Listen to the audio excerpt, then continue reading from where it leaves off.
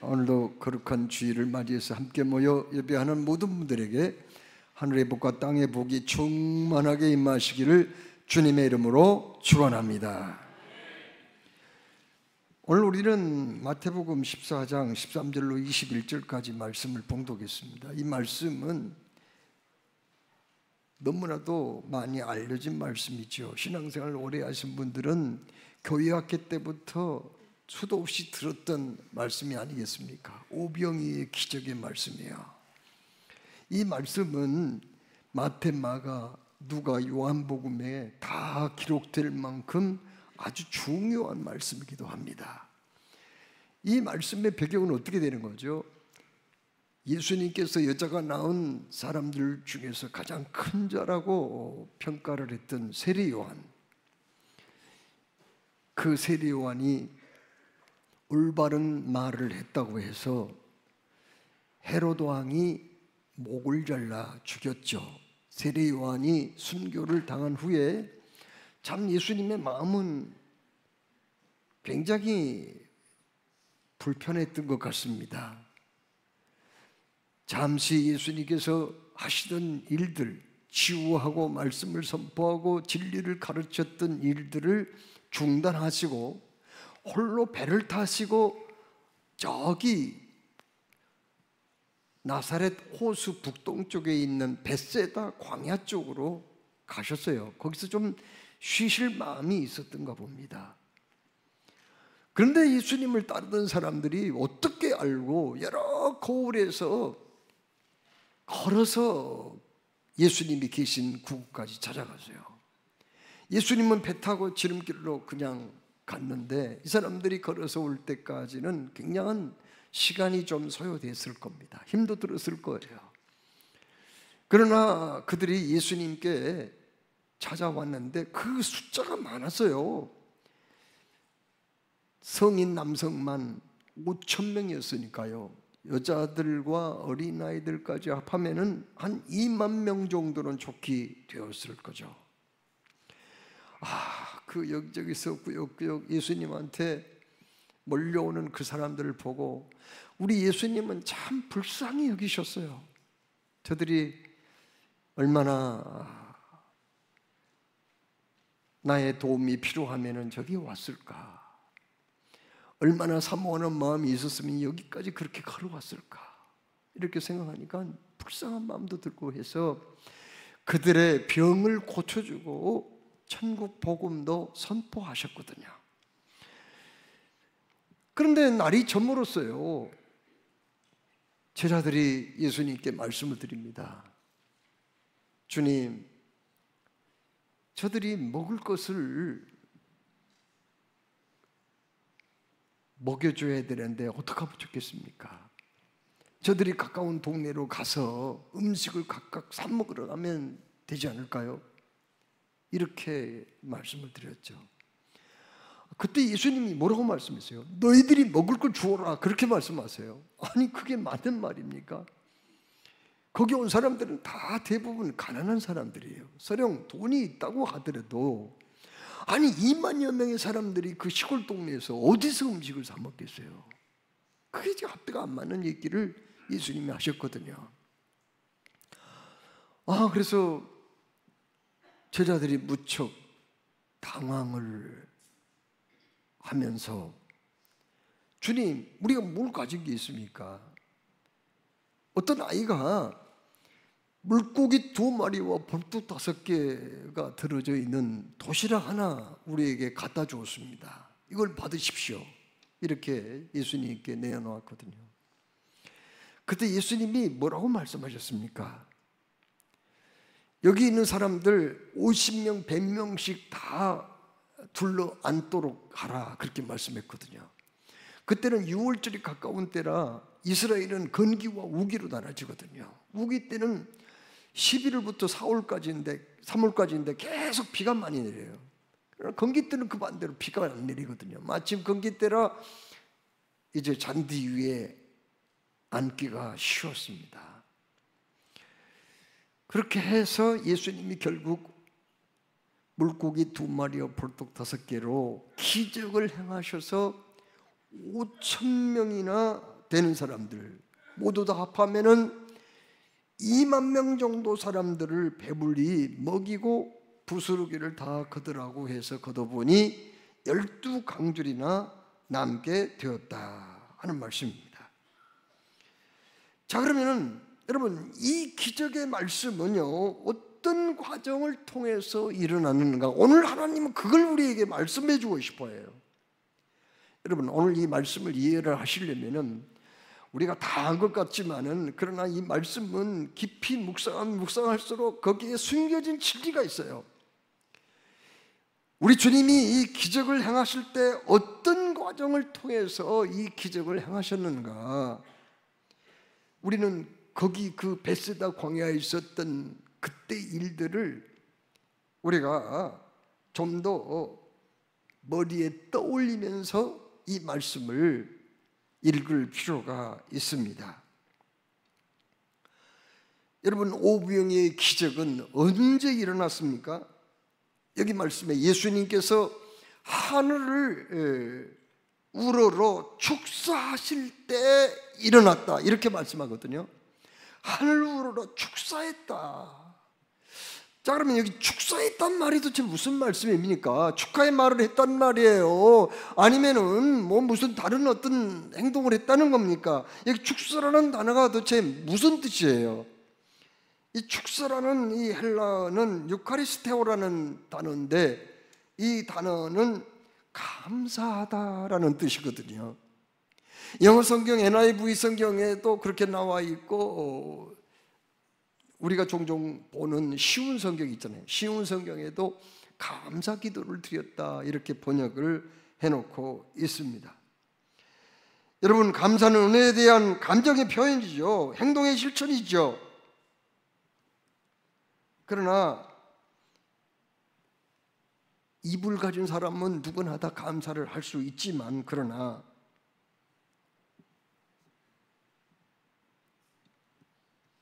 여러분,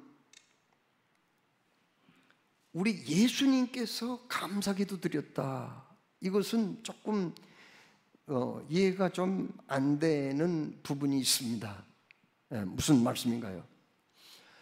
여러분, 예수님께서 오병이의 기적을 왜 행하셨을까요? 그것은요, 예수님이 당신 자신이 생명의 떡이라는 것을 많은 사람들에게 가르쳐 주려고요. 우리 사람은 안 먹으면 안 돼요. 아무리 배불리게 먹었어도 조금 시간이 지나면 또 먹어야 돼요. 또 먹어야 돼요.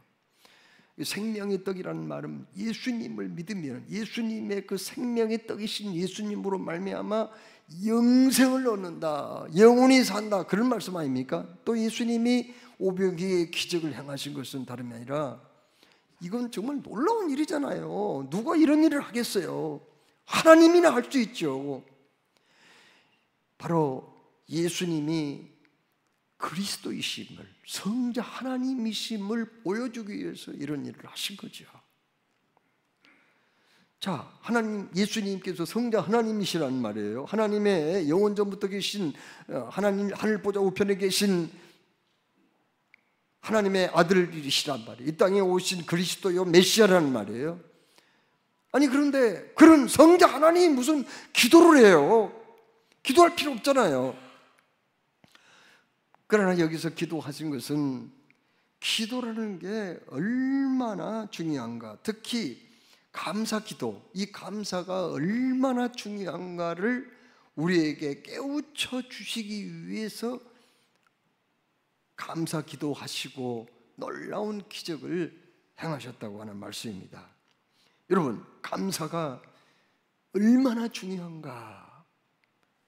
입 있는 사람은 다 감사할 수 있지만 이 감사가 엄청 중요한 의미가 있다는 것을 우리에게 말씀하시거든요. 시편 50편 23절에 감사로 제사를 드리는 자가 나를 영화롭게 하나니 그 행위를 옳게 하는 자에게 내가 하나님의 구원을 보이리라, 이런 말씀이 있어요.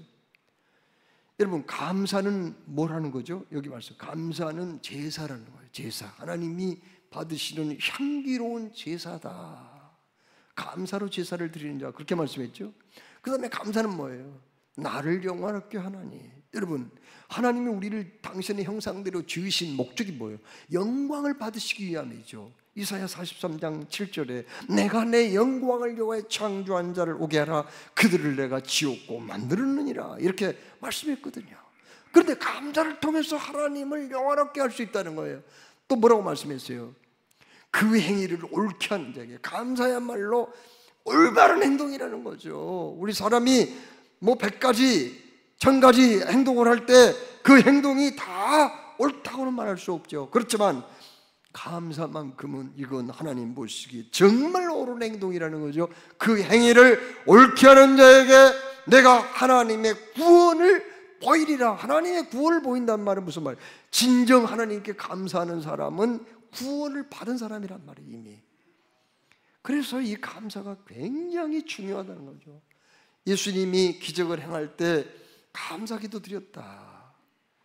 그 성자 하나님이신 그분은 뭐 구태여 하늘을 향해서 감사를 안 해도 얼마든지 능력을 행할 수 있는 분이지만 우리들에게 감사가 얼마나 중요한 건가, 이것을 가르쳐 주기 위해서 감사기도 드린 다음에 기적을 행하셨다고 하는 거죠. 여러분, 예수님도 감사를 굉장히 중요시하시거든요. 누가복음 11장에 어떤 말씀이 있어요? 나병 환자 10명이 길을 지나가다 예수님을 만난 거예요. 저 멀리서 주님을 부릅니다. 오 주님이시여, 우리를 불쌍히 여겨 주옵소서. 나병 걸리면은 집안에서 내쫓겨버려요. 사회에서 격리시켜버려요.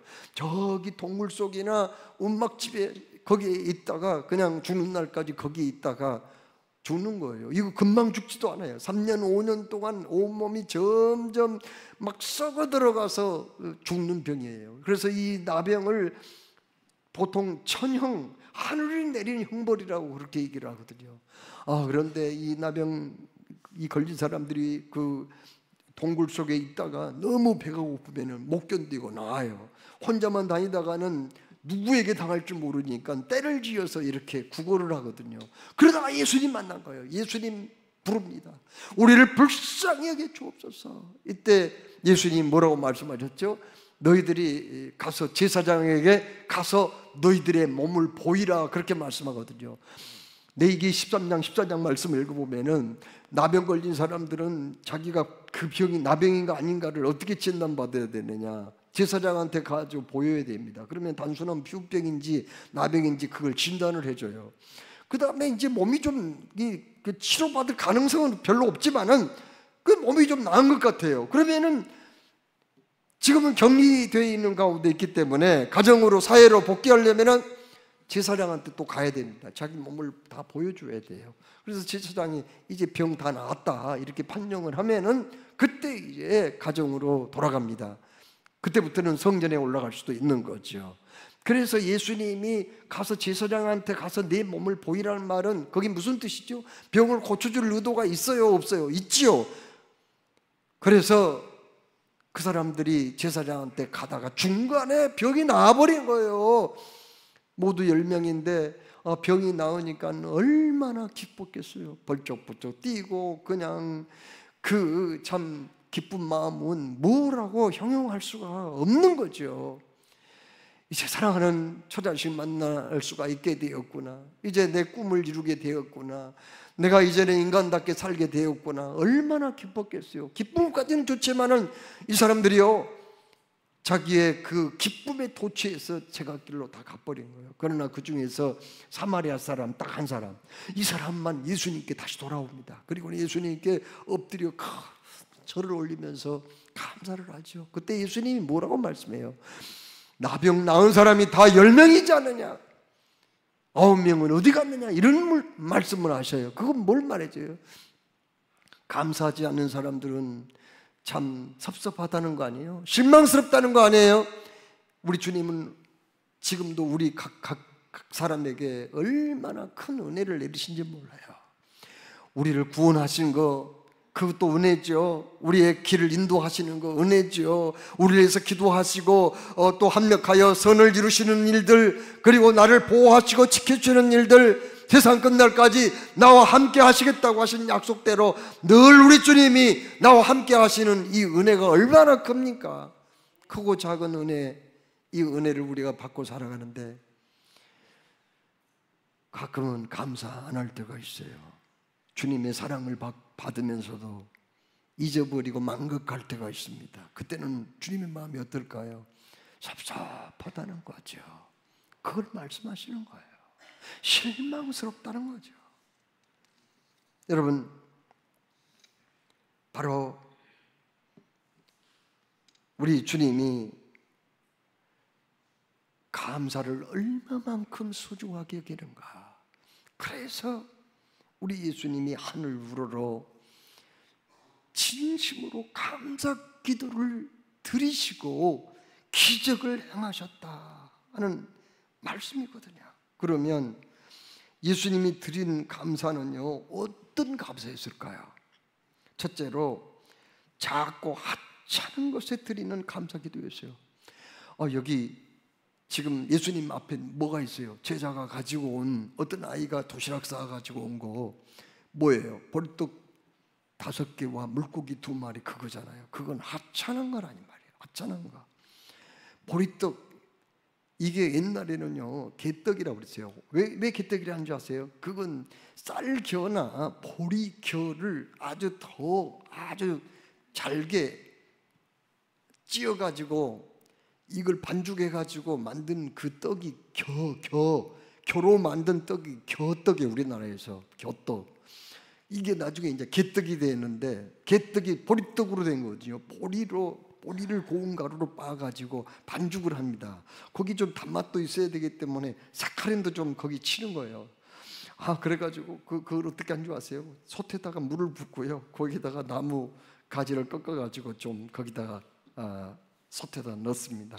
그리고 하얀 닭목 있죠, 문명천이요. 그걸 이렇게 다 까는 거예요. 거기다가 보리 그 가루로 이렇게 반죽해가지고 그걸 손바닥만큼 해가지고 이걸 갖다가 납작하게 그 위에 올려놓고 솥 닦고 그냥 불을 확 떼야 돼요. 한꺼번에 불을 그냥 아주 강하게 떼야 돼요. 그러면 김이 무럭무럭 나잖아요. 그러면 그걸 솥을 열어보면은 검붉은 개떡이 만들어지는 거예요. 보리떡이에요. 그게요. 이스라엘에서도 그걸 그렇게 보리떡을 만들어가지고 사람도 먹고 또 때로는 그 집에서 기르는 나귀한테도 줬다고 그러거든요.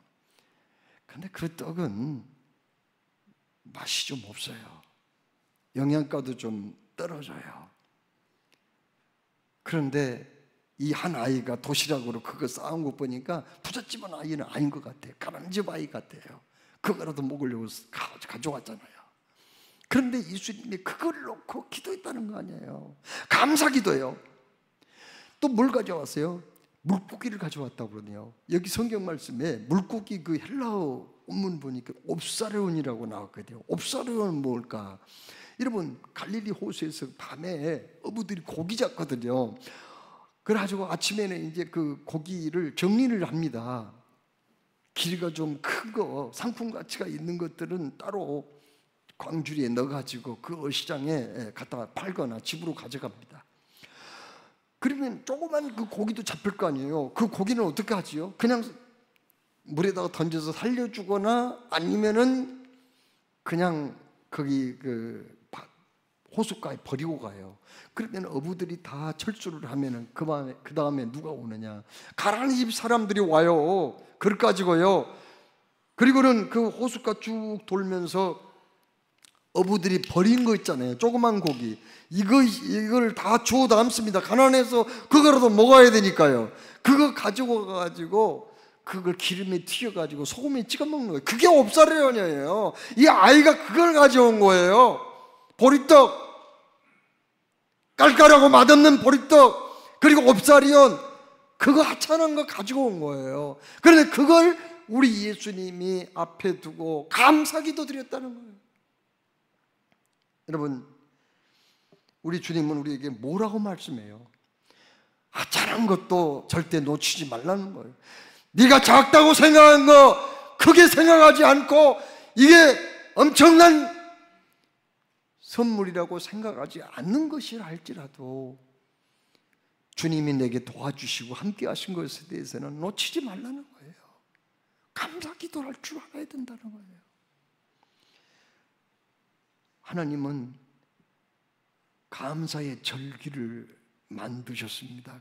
크게 세 가지죠. 뭐예요? 유월절하고요. 그 다음에 맥주절입니다. 또 하나 초막절이에요. 이 3대 절기 때는 이스라엘 성인들은 그때는 어디로 가야 돼요? 예루살렘 성전에 올라가야 돼요. 한 주간 동안 감사의 축제를 합니다. 그거라도 안 만들어 놓으면 인간들이 감사를 안 하거든. 그래서 감사를 잊어버리지 말라고 그렇게 해요. 그러면은 예루살렘 성전에 올라가야 되는데 시체를 만지면은 어떻게 될까? 그건 제한적으로 부정을 타게 되거든요. 그러면은 예루살렘 성전에 못 올라가요. 그러면 그 사람들은 6월절 때 집안에 누가 돌아가셔서 시체 맞으면 그러면은 그걸로 끝나는 건가요? 아니에요. 한 달 지나서 자기 나름대로 또 6월절을 지켜야 됩니다. 이 절기를 지켜야 돼요. 이게 하나님의 뜻이에요. 한국 교회는요, 감사절이 언제부터 생겼는가? 그 미국 선교사들에게 복음 받았으니까 우리 한국 교회는 미국 선교사들이 맨 먼저 감사절을 정한 거죠. 그래서 감사절을 지키게 됐는데요, 정식으로 이 감사절이 우리 한국교회 행사가 되었던 때는 1901년도에 서울의 세문안교회에서 조선예수교 장로의 공회를 모였는데 그때에 바로 감사절을 11월 10일 날 지키자 이렇게 교회 법으로 정하게 되었습니다. 그러다가 1906년도에는 감사절을 한 번만 가지고는 좀 안 되겠다. 두 번을 우리가 감사절을 지키자 해가지고 어떻게 했느냐, 공식적인 감사절은 11월 10일 추수감사절이고 비공식적인 감사절을 또 한 번 지키자 7월 달로 그 감사절을 지키기로 했습니다. 그러다가 시간이 좀 지나서 비공식적인 7월의 감사절은 맥주감사절이라는 명칭으로 바뀌게 되었습니다. 그러면 우리 한국교회가, 우리나라가 그 당시에 정말 감사한 일이 얼마나 많아서 다른 세계 교회에는 없는 1년에 감사절 2번이나 지킬 만한 그런 나라인가요? 그런 교회였나요?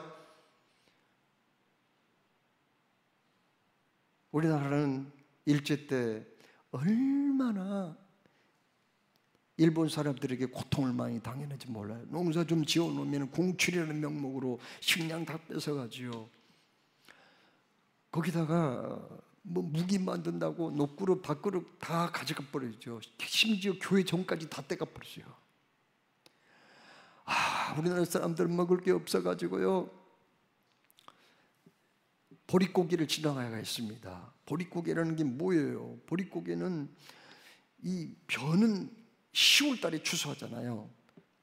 그리고 추수해서 조금 당분간 먹고 살만한데 보리는 언제 추수해요? 6월 달에 추수하거든요. 문제는 이 가을에 추수한 것이 봄까지 못 가는 거죠. 그러니까 보리가 날 때까지 못 가서 4월부터 6월까지 거기 2달 동안이 보릿고개예요. 그때 먹을 게 없어서 영양실조로 죽어가는 사람들이 좀 있었어요. 얼마나 고통스러워. 그래서 사람들은 나무 껍데기를 벗겨서 먹기도 하고 풀뿌리 캐서 먹기도 하고요. 심지어 백토라고 먹는 흙이 있어요. 이 흙을 갖다가 물에다가 담가 놓으면 우러나거든요. 그 물을 갖다가 끓여서 흙물을 먹었다니까요. 찢어지게 가난하단 말이 무슨 말인지 아세요? 찢어지게 가난하단 말이에요. 사람들이 너무 배가 고파서 우리 한국 사람들이 아무거나 먹다 보니까 변비가 생겨버린 거예요. 아무거나 먹다 보니까. 그래서 배설물이 나오지를 않아요. 그래서 뒤가 찢어졌어요. 많은 사람들이 막 찢어져서 피가 났어요. 그래서 찢어지게 안 한단 말이 그 말이에요. 비참한 얘기입니다. 여러분, 우리나라 6.25 때 인천 상륙작전 성을 거둔 사람이 누구예요? 유엔군 사령관 메가더 장군 아니에요. 메가더가 우리나라를 그래도 지켜준 사람인데 그가 한국을 떠나면서 참 한국 사람들 불쌍하다고 그러면서 이 나라가 이렇게 참 국토가 황폐화돼 버리고 그리고 산업시설들이 거의 한 80%가 파괴됐는데 이 나라가 앞으로 어느 정도 정상으로 회복되려면 100년 이상 걸린다고 그렇게 얘기를 하고 가세요. 메가더가요. 그런데 그 와중에서 감사절을 2번씩이나 한다는 게 이게 말이 돼요? 도대체 뭐가 감사해? 예? 다 잃어버렸는데 6.25 후에 우리나라는 세계에서 가장 가난한 나라가 되어버렸는데 뭐가 감사해서 그렇게 1년에 2번씩이나 감사절을 지키냐고요. 그럼에도 불구하고 우리 한국교회는 이 전통을 계속 이어갔거든요. 오늘 여기 작은 것에도 예수님이 감사 기도할 때 기적이 일어났다고 한 것처럼 그래도 감사를 잃지 않았던 이 한국교회, 우리나라 대한민국에 하나님은 기적을 주셨어요. 여러분 2차 대전 이후에 전 세계 독립을 얻은 국가가 80개국 정도 됐거든요. 그런데 그 나라 중에서 경제 성장과 민주화에 성공을 거둔 나라는 우리나라밖에 없다는 거예요. 우리나라는 2021년 7월 2일 날 유엔 무역 개발 회의가 있었는데 거기에서 우리나라 지위가 개발도상국 A그룹에 속했는데 거기 유엔 회의에서 정식으로 우리나라를 이제 선진국 B그룹에다가 넣자고 만장일치로 거기에서 가결을 한 거예요. 이제 우리나라는 개발도상국 아닙니다. 중진국 아니에요. 선진국이에요. 아니 유엔에서 결의했으면 선진국 아니에요?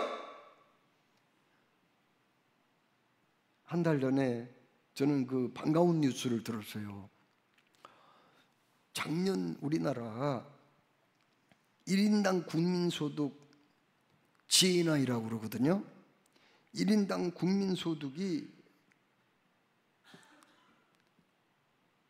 3만 6천 불로서 처음으로 일본을 앞질렀다고 하는 그런 발표를 들었어요. 뉴스를 들었어요. 야, 참 일본 사람들 태평양 전쟁 일으킨 사람들 아니에요. 그 사람들 오래전부터 선진국이었잖아요. 얼마나 힘께나 쓰는 나라였는데 아니 우리나라 국민소득 1인당 국민소득이 이제 일본을 앞질렀다고 하니까 너무 통쾌하더라고요. 이게 뭐예요? 기적이 아닐까요? 일제와 6.25를 거치면서 폐허가 돼버렸던 이 나라, 수많은 사람들이 죽고 산업시설들이 파괴돼버렸던 이 나라 말이야.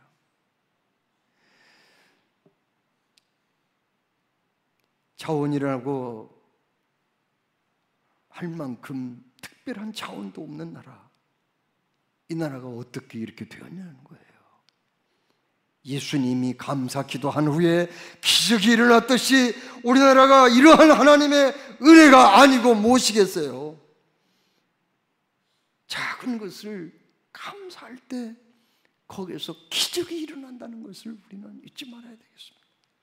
둘째로 예수님의 감사 기도는 특징이 있는데 응답받기 전 미리서 드린 감사 기도였다고 하는 겁니다. 지금 아무 일도 일어나지 않았잖아요. 물고기 2마리 벌떡 5개 놓고 그냥 감사하고 있어요. 미리서 하나님께 기도한 거예요. 기적이 일어나게 될 것을 믿고 기도했더니 곧바로 놀라운 기적이 일어나서 5,000명이 배부르게 먹고 12광주리가 남겨졌다고 하는 말씀 아닙니까?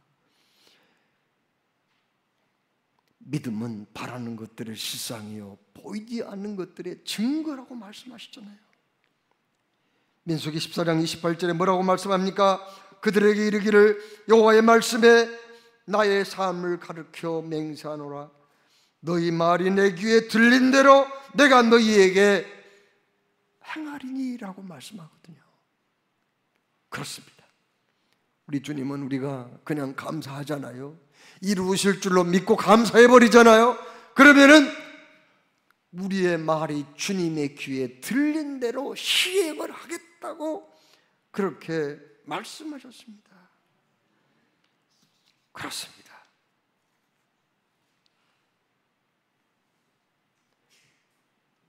우리는 결과로 나타나는 것만 감사할 게 아니라 하나님의 선하심을 믿고 감사를 통하여 기적을 체험하시기를 축원합니다. 우리의 믿음대로, 우리가 고백한 대로, 우리가 감사한 대로 이루어 주실 줄 믿으시기를 주의 이름으로 축원합니다. 어떤 목사님 사모님이요, 몸이 굉장히 아파가지고